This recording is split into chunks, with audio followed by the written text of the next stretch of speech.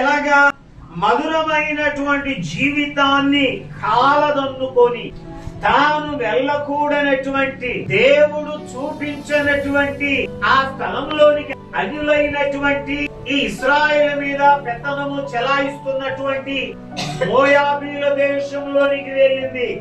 ఇక్కడ బెత్లెహేములో యూదా దేశంలో వారికి భయంకరమైనటువంటి కరువు వచ్చింది. తినడానికి ఈమెకి ఆహారం లేదా, తినడానికి ఏమి లేదని అన్ని ఉన్నాయి.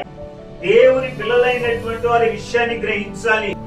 మనము ఒక ప్రాంతమును విడిచిపెడుతున్నాము అంటే అది దేవుని సంకల్పమై ఉంటేనే.